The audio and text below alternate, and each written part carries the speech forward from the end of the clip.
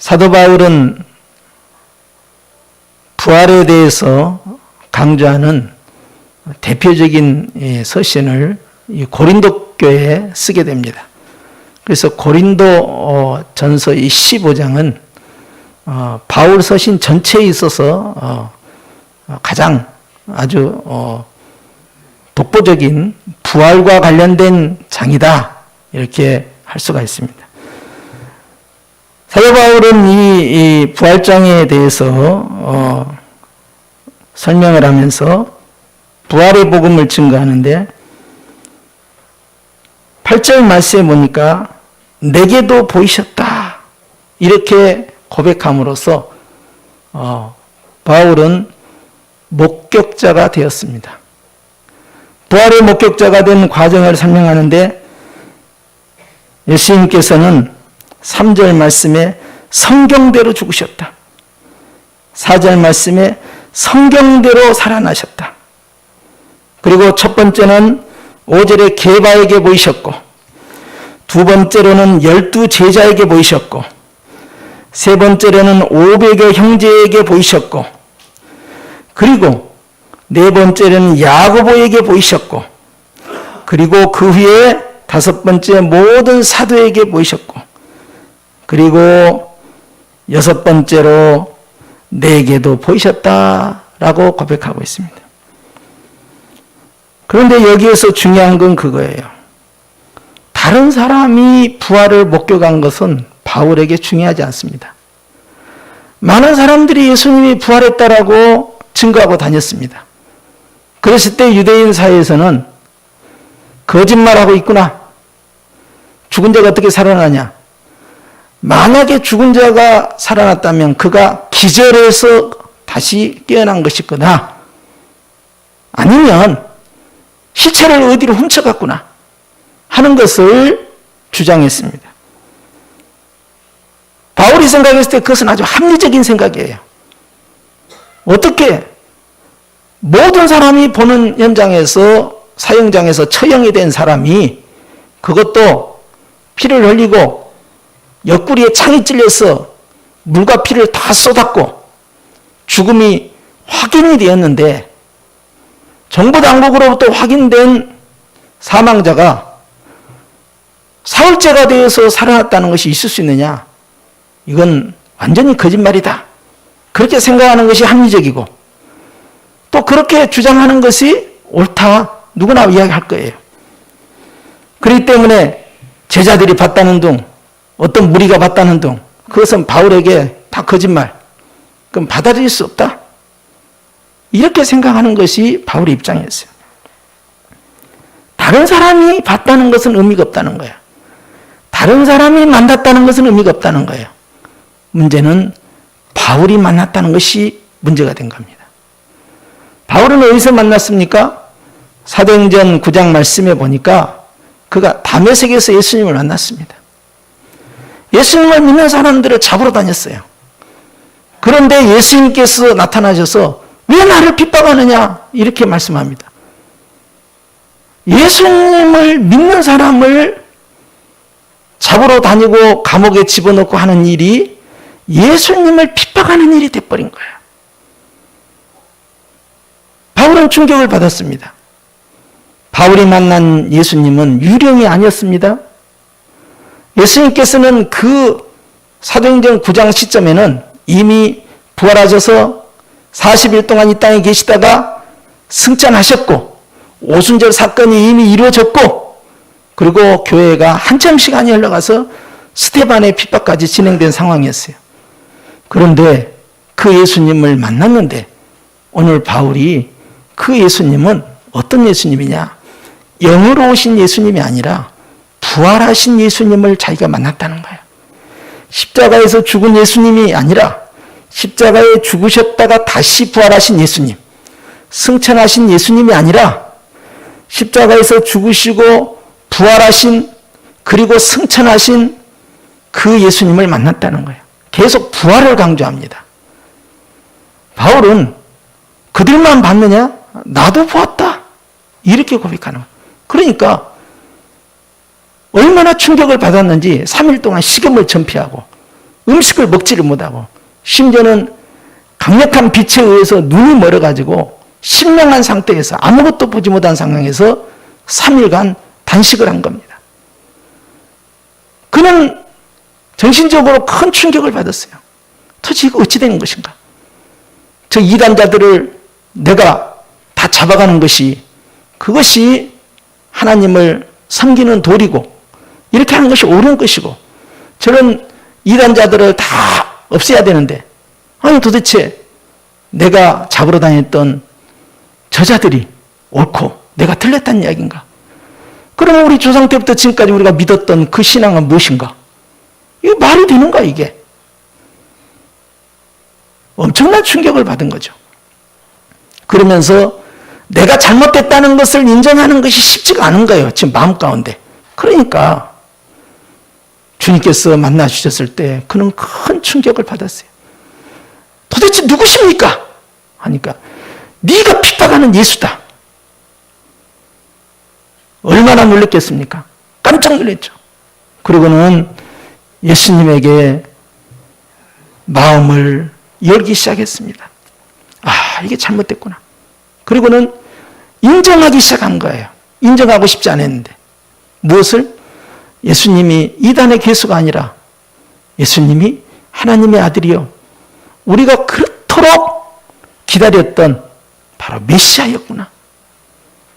더 나아가서는 예수님은 하나님이 보내신 분이면서 하나님 자신이었다라는 고백까지 하게 됩니다. 이 고백까지 갈 때 얼마나 힘들었겠어요. 자기가 기존에 갖고 있었던 고정관념이 다 깨져야 돼요. 옳다고 믿었던 것이 다 무너져야 돼요. 진리라고 생각했던 것이 다 무너져야 돼요. 확신했던 것이 다 무너져야 돼요. 쉽지 않은 결단이죠. 그런데 그것은 부활하신 예수님을 만남으로 자연스럽게 그에게 민물처럼 다가온 거예요. 그는 큰 충격 속에서 내가 보았다, 내가 들었다, 내가 만났다, 내가 부활하신 예수님을 봤다 하고 그가 고백했던 것이, 이 사건이 있는 다음부터 바울의 이 태도가 바뀌기 시작합니다. 바울의 어떤 태도가 바뀌느냐 하니까 8절 말씀에 첫 번째 태도 변화입니다. 맨 나중에 만삭되지 못하여 난자 같은 내게, 이렇게 고백해요. 이게 무슨 뜻일까? 만삭되지 못하였다. 그러면 8삭둥이, 7삭둥이, 어머니 뱃속에서 정상적으로 성장해서 나오지 못하는 아이와 같다는 거예요. 오늘날에는 인큐베이터가 있고 다 병원에서 보호를 잘해줘서 일찍 태어나도 생명을 유지시켜서 키웠고 자라나게 만드는 의학기술이 발달되어 있지만, 이렇게 과거에 의학기술이 없는 상황에서 조기에 출산하게 되면 아이는 얼마나 조그만 것이며, 그리고 얼마나 영양식조에 걸렸겠어요. 그래서 튼실하게 건강한 모습으로 나올 줄 알았더니 훨씬 못하게 나왔는데, 이걸 오늘날 우리가 사용하는 용어로 바꾸자면 참 저는 덜 떨어진 자입니다. 저는 참 팔푼이 푼수와 같습니다. 또 더 심한 말로는 저는 모질입니다. 이런 뜻이에요. 이게. 이것을 누구에게 말하냐? 바로 성도들에게 이야기한 거예요. 어느 성도에게? 자기가 개척한 고린도 교회. 사도의 권위에 있는 것이 아니라 부활하신 예수님을 설명하면서 자기 자신을 그렇게 고백한다는 사실이에요. 이와 같은 겸손이 어떻게 나올 수 있었느냐? 그것은 순전히 부활하신 주님을 그가 만났기 때문에 가능한 거예요. 부활이라는 것은 경험을 했다고 해서 되는 게 아닙니다. 누구에게 간증을 들었다고 되는 게 아니에요. 내가 만난 예수님, 나를 축복해 주신 예수님, 나를 치료하신 예수님, 간증을 많이 들어요. 그러나 사람들은 한편으로는 부러우면서 한편으로는 내 일이 아닌 거예요. 그러니까 똑같이 그런 감동을 공감할 수가 없어요. 내가 경험한 게 아니잖아요. 그러니까 어떻게 합니까? 그것은 네 이야기고 네 형편이고 네 신앙이고 나는 아니다. 그러니까 벌써 거리감이 있는 거죠. 그런데 바울은 내가 그 예수님을 만났다. 그것도 내가 핍박으로 다녔던 사람들을 통해서 주님이 나를 만나주셨다. 나는 어떤 자냐?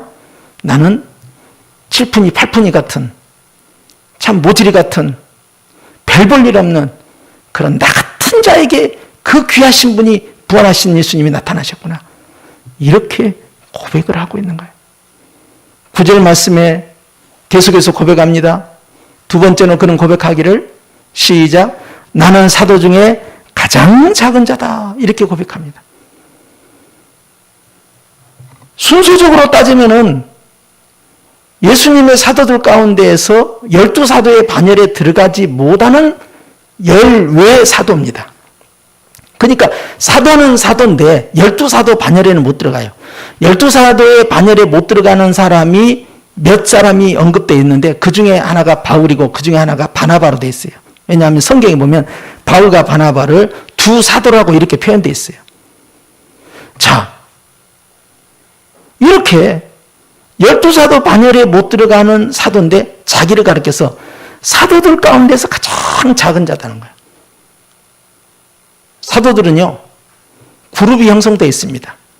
주님이 그룹을 형성하시지 않았지만 사역상에서도 그룹이 형성되어 있어요. 그래서 A그룹, B그룹, C그룹, D그룹 이렇게 나눠서요, 3명씩 나눕니다. 그래서 A그룹에 들어있는 사람이 누구냐? 베드로와 야고보와 요한이에요. 근데 여러분 C그룹과 D그룹 사도들에 대해서는 잘 기억도 안 나죠. 12제자 가운데서. 잘 기억도 안 나요. B그룹에 들어있는 사람들도 겨우 빌립 정도 주님 이 사람들에게 다 밥을 먹이려면 돈이 얼마나 든지 아세요? 이런 도마, 의심 많은 도마 이 정도. 그러나 B그룹, C그룹, D그룹은 존재감이 약했어요. 그럼 A그룹이 제일 세요. 그런데 바울은 A그룹이 아니라 B그룹이 아니라 C그룹이 아니라 D그룹도 아닌 바로 그 밑에 있는 사도와도 같다는 거예요. 그러니까 나는 무명한 자라는 거예요. 그가 실제 고백합니다. 나는 무명한 자다. 그는 겸손을 아양 떠는 것이 아니라 실제로 그렇게 생각하는 거예요. 나는 사도들 가운데 가장 작은 자입니다. 가장 늦게 됐지만 또 가장 작다. 사실 다른 사람들은 사도 바울보다 훨씬 빨리 예수님 만났어요. 사도 바울은 예수님 담메색에서 만난 다음에 10년 동안 자기 고향 다소에 있었죠. 아라비아에 3년 있었죠. 그럼 벌써 13년이에요. 그리고 예수님의 공생의 사역을 최소 3년 이상으로 봅니다. 그럼 벌써 그것만 해도 16년 되고 초대교회 기간이 있으니까 그것이 17년이 될지 18년이 될지 알 수가 없어요. 그런데 다른 사람보다 훨씬 늦게 예수님을 만난 거 아닙니까? 사역을 늦게 시작했어요.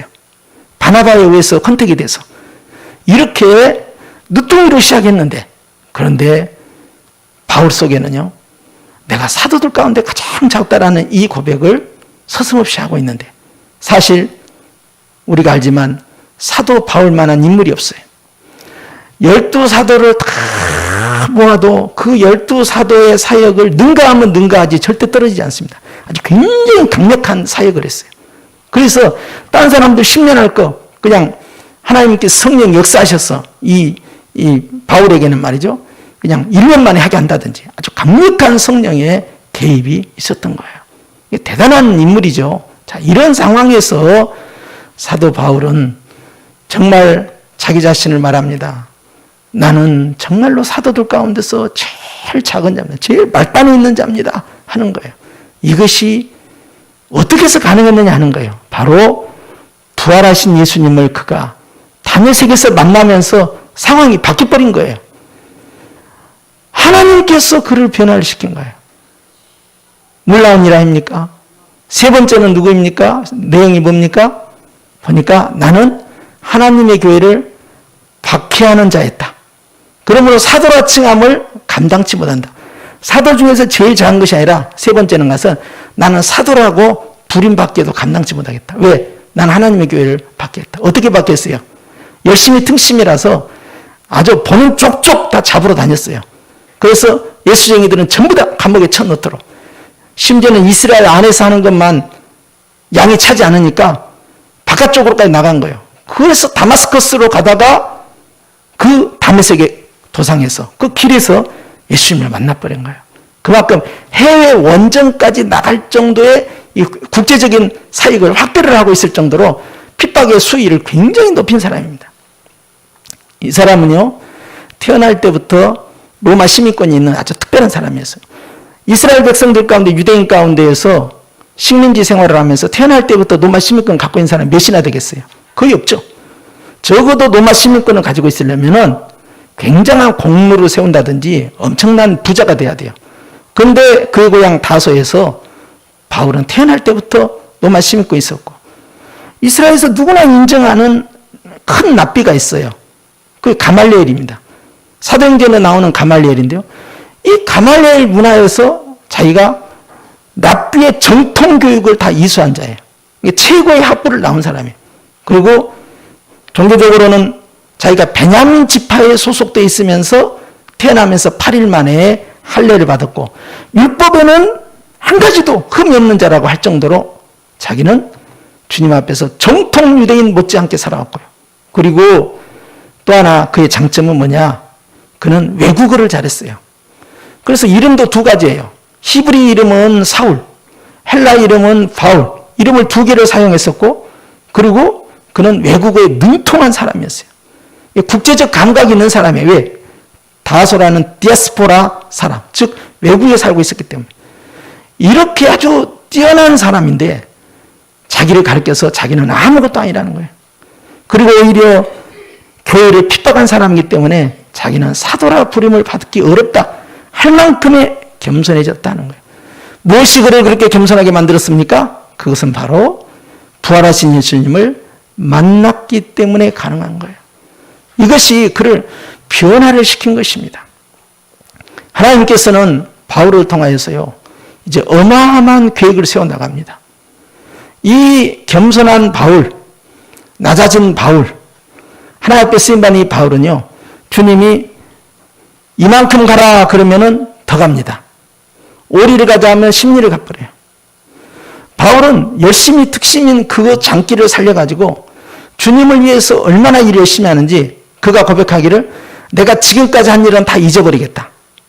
그리고 내가 앞으로 해야 할 일을 향하여서, 팩트를 향하여서 다른 박질하겠다 할 정도로 열정이 끓어오르는 사람이에요.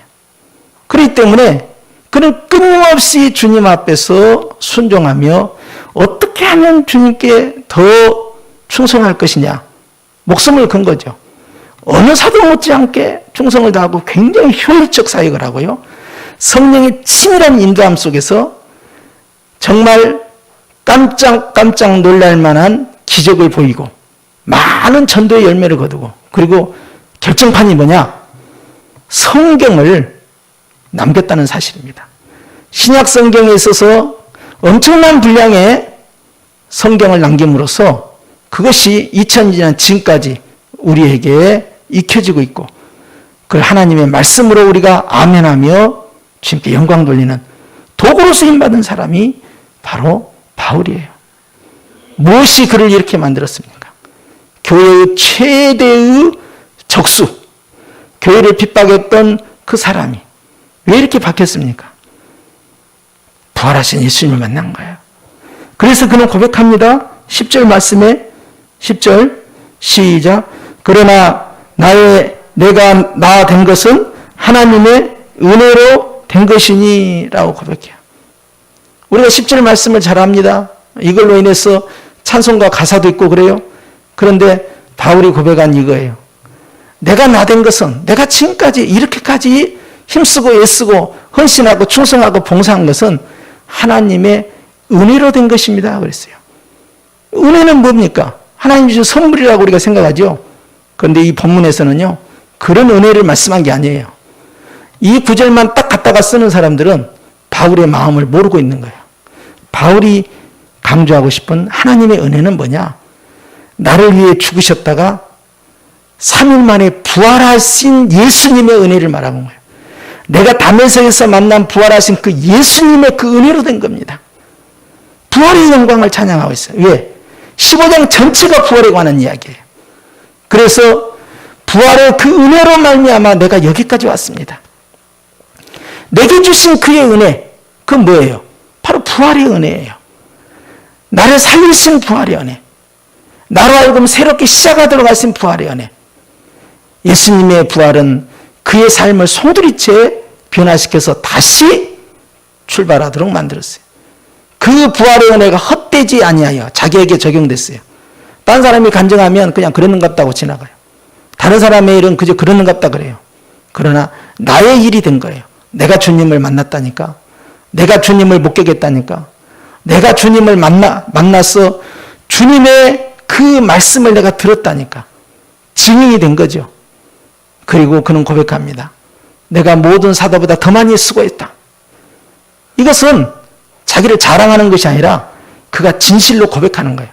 정말로 충성을 다했어요. 바울처럼 이렇게 충성할 수 있을까 할 정도로 죽기 살기로 충성을 다했어요. 이렇게 충성을 다했더니 주님께서 얼마나 바울을 귀하게 쓰셨습니까? 그런데 모든 사도보다 더 많이 수고했으나 내가 한 것이 아니다 변해버린 거예요. 그럼 누가 하신 거예요? 주님이 하셨다는 거예요. 이것이 바로 부활의 은총을 받은 사람의 모습이었던 거예요. 내가 이제 사는 것은 덤으로 사는 것이다. 내가 지금까지 수고한 것은 주님이 하신 것입니다. 내가 한 것은 아무것도 없습니다. 자기 자랑이 하나도 없어요. 이것이 바울이 부활하신 예수님으로 인한 변화된 고백을 계속하고 있는 거예요. 오직 나와 함께 하신 하나님의 은혜로다. 나와 함께 하신 임마누엘 예수님의 어떤 은혜입니까? 부활의 은혜입니다. 내가 세상 끝날까지 함께 어떤 모습으로? 죽은 자의 모습으로 함께한 게 아니에요. 부활하신 주님으로 함께하는 거예요. 언제까지? 끝날까지. 살아계신 주님이에요. 그 살아계신 주님의 그 은혜로 나와 함께 하시기 때문에 내가 이 일이 가능했습니다. 내가 이 일을 했습니다. 라고 고백하는 거예요. 기가 막힌 고백이죠. 우리는 여기에서 한 사람의 위대한 인물이 이렇게 변화되는 과정을 보며 야, 부활하신 예수님을 직접 만나기만 하면 인생이 바뀌고 그리고 그의 삶과 사역이 바뀌는구나. 그의 인격이 이렇게 바뀌는구나. 그걸 보여주신 거예요. 2000년이 지난 지금 우리는 바울과 같은 소망을 갖습니다. 예수님이 이미 부활하셔서 승천하셔서 초대교회가 진행된 이후에 부활하신 예수님을 만난 바울처럼 2000년이 지난 지금 부활하신 예수님을 우리는 만나는 복이 있기를 주의 이름으로 축원합니다. 들은 예수님이 아니에요. 내가 다른 사람의 간증을 통해서 간접 경험한 그 예수님이 아니에요. 우리가 직접 만난 예수님이에요. 우리의 삶을 통해서, 우리의 생활을 통해서, 우리의 예배를 통해서 주님을 대면하고 주님을 경험하고 살아계시는 부활하신 예수님을 내가 찬양하는 거예요. 이것이 놀라운 거예요. 이런 것들이 계속 반복되고 반복되면서 위대한 인물들이 또 등장합니다. 그래서 얼마나 깊이 주님을 개인적으로 경험하느냐가 그의 인생을 송두리째 바꿔버렸어요. 오늘 주님은 그런 한 사람을 찾고 계셔요. 나는 주님을 보았는가? 나는 부활하신 예수님을 만났는가? 이것은 2000년 전 바울이 우리에게 던지는 또 하나의 질문입니다. 학습된 것이 아니고 교육된 것이 아니고 다른 사람의 간증을 들어서가 아니라 내가 인격적으로 주님을 만나느냐 하는 것은 삶을 송두리째 바꿔서 살아있는 신앙을 만듭니다. 죽어있는 신앙을 회복을 시킵니다. 지식적인 신앙을 회복을 시킵니다. 고개 끄덕끄덕하는 신앙을 움직이게 만듭니다. 알지 못했던 미래에 대해서 희망을 가지고 하나님의 뜻을 향해 달려가게 만듭니다. 우물쭈물하지 않게 만듭니다. 이것이 바로 바울의 열정이었던 거예요. 이건 어디서 왔다고요? 전부 부활에서 온 겁니다. 부활의 예수님, 오늘도 우리의 삶을 새롭게 하기를 원하시고 우리의 인격을 새롭게 하기를 원하셔요. 우리의 삶을 새롭게 하기를 원하셔요. 이 땅에 희망을 찾습니다. 그래서 선거를 통해서 사람을 바꿔보기도 하고 제도를 바꿔보기도 하고 법령을 바꿔보기도 하고 또 어떠한 것들을 도입을 하고 그 속에서 뭔가를 시도해보기도 합니다. 희망을 찾습니다. 한국교회도 주일학교가 무너지고 코로나로 인해서 모든 전반적으로 최소 30% 이상은 다 무너졌다라고 공감하고 있어요. 그 이상도 있어요. 교회마다 노예와 총회에 교회 문을 닫겠다고 폐교 신청을 하는 그런 교회가 한두 교회가 아니에요. 코로나 과정을 통해서 엄청난 많은 교회들이 또 서류상으로 내지 않았다 하더라도 건물에서 철수하고 가정으로 들어가는 교회가 한두 교회가 아니에요. 그렇게 많이 무너져 가고 있어요. 코로나는 모든 것을 멈추게 만들고 위축을 시키고 성도들조차도 이제는 점점 이 상황에 익숙해져서 여기에 안주하고 있고 새로운 미래의 도전 앞에서 위기의식을 못 느끼고 있어요. 그러나 우리는 답을 찾습니다. 뭘 찾을까요? 프로그램을 통해서 이런 방법을 써보고 저런 방법을 써보고 이런 사람이 나와야 될까? 저런 사람이 나올까? 앞으로 어떤 지도자가 나오면 좋을까? 한국교회를 이끌어갈 사람 누구고 세상 정치를 이끌어갈 사람 누구고 우리는 뭔가 새로운 것을 기대를 합니다. 그러나 희망은 오직 한 분입니다. 부활하신 예수님. 그분만이 유일한 희망이고 우리의 즐거움이에요. 그래서 주님께서는 내가 바울이 만난 그 현장처럼 주님을 만나기를 원해요. 내가 보았다. 내가 주의 음성을 들었다. 주님이 살아계시더라. 그리고 그분이 나를 살리시더라. 증인이 되야만이 마르투스. 마르투스는 목격자입니다. 마르투스가 되야만이 세상을 향하여서 증언할 수 있는 자격을 갖게 돼요. 증거할 수 있는 자격을 갖게 돼요. 주님이 그런 사람을 들어 쓰는 거죠. 그래서 자꾸 경험을 시킨 거예요. 목격자가 되게 만드신 거예요. 주님과의 아름다운 인격의 교제를 허락하시는 거예요. 왜? 이 은혜를 전파하거라. 다른 사람들에게 말하거라. 그래서 그들도 주님 만나게 하거라. 우리에게 부탁하시는 거예요. 오늘 이 시대에 살고 있는 2000년이 지난 지금 우리는 부활하셔서 승천하신 예수님을 만날 수 있을까요? 만나야 합니다. 바울이 만난 것처럼 우리도 만나야 합니다. 그가 만났다면 우리도 만나는 것이죠. 우리가 예수님을 믿고 있습니다. 잘한 것입니다. 그런데 이제 그 믿음을 강화하기 위해서는 부활하신 주님을 경험을 해야 됩니다. 인격적인 경험을 해야 됩니다. 성경대로 죽으시고 성경대로 살아나신, 나 때문에 죽으시고 나 때문에 부활하신 그 주님을 내가 머리가 아니라 내 온 가슴으로 온 마음으로 온 삶을 통하여서 만나야 합니다. 예배가 바로 그런 현장이 돼야 되고 우리의 삶이 그런 현장이 돼야 돼요. 그래서 주님을 만났을 때 사람은 바뀝니다. 이 문제 해결해 주세요. 저 문제 해결해 주세요. 이런 거 이해시켜 주세요. 저런 거 이해시켜 주세요. 주님, 이것이 옳은지 그런지 팩트 체크해 주세요. 바울도 얼마나 말하고 싶겠어요. 논리적인 사람이고 철학적인 사람이고 지식인입니다. 그러나 그는 합리적인 것도 내려놓고 객관적인 것도 내려놓고 과학적인 것도 내려놓고 이해가 안 되지만 신념을 내려놨어요. 그리고 그는 말합니다. 주님을 만나는 그 순간에 모든 것이 다 바뀌어버린 거예요. 이것이 바로 주님을 인격적으로 만난 영적 삶으로 들어가는 거예요.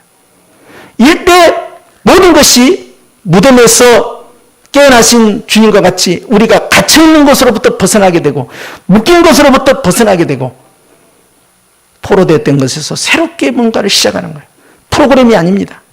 사람이 아닙니다. 하나님은 물론 프로그램과 사람을 사용하시지만 본질은 아니라는 거예요. 누굽니까? 부활하신 예수님을 성도가 만나고 교회가 만나고 사명자가 만나고 부활하신 주님을 인격적으로 체험했을 때 그의 송두리째 바뀌어가는 모습이 그로 하여금 엄청난 일을 하도록 하나님께서 무한대의 힘을 그에게 실어주기 시작하는데 이걸 우리 성령의 능력, 디나미스, 즉 하나님의 권세, 파워, 능력이라고 합니다. 이것을 주님께서 우리에게 주기를 원하셔요. 성령 하나님께서는 언제 역사하느냐? 예수께서 나를 위하여 죽으시고 예수께서 나를 위하여 부활하셨다라는 그 고백 가운데 성령이 역사합니다. 성령은 다른 거에 역사하는 게 아니에요. 진리의 영이 성령, 예수님의 영이신 성령, 성령 하나님은 예수님을 나타내고 증거하는 일에 쓰임받게 하는데 우리 성령 하나님께서 오늘 또 우리에게 말씀하는 거예요. 부활하신 예수님, 네가 경험을 먼저 해라. 바울이 만난 것처럼 네가 만나야 한다. 네가 만나면 주님이 나머지 문제, 네가 가지고 있는 수많은 문제 송두리째 바뀐다. 그리고 네 자신이 바뀔 뿐만 아니라 네가 세상을 변화시키는 도구로 쓰임받게 된다. 이것이 바로 우리에게 주는 이 시대의 메시지입니다. 성령 하나님, 오늘 우리와 함께 하시고 부활의 영으로 역사하시고 우리에게 계속적으로 예배를 통하여 이것을 반복적으로, 지속적으로, 연속적으로 경험하고 선포하는 그러한 복음의 도가니가 되기를 원하시는 거예요. 그래서 예배가 중요한 거예요. 예배를 통해서 승부를 해야 됩니다. 예배를 통해서 은혜를 받아야 됩니다. 예배를 통해서 경험이 안 되면 모든 것이 무너져 내려갑니다. 그렇기 때문에 하나님과의 이 만남에 이 짧은 한 시간의 복음의 역사가 그것이 얼마나 우리 인생에 있어서 중요한지 이름 말할 수가 없어요. 사랑하는 성도 여러분, 오늘 또 우리 주님은 우리에게 말씀합니다. 내게도 보이셨습니다. 너도 그렇게 고백하기를 원한다. 우리는 고백해야 됩니다. 주님, 저도 주님을 만났습니다. 부활하신 주님을 저도 경험했나이다. 이 고백이 계속 번져나갈 때 교회는 건강해지는 것이고 세상은 바뀌어가는 것입니다. 누구를 통하여? 나를 통하여, 만삭되지 못한 자를 통하여, 지극히 작은 자를 통하여, 감당할 길이 없는 무자격자와 같은 자를 통하여 하나님은 위대한 일을 진행하기를 원하십니다. 그런 복이 저와 여러분이 있기를 예수님의 이름으로 축복합니다. 기도하십시다.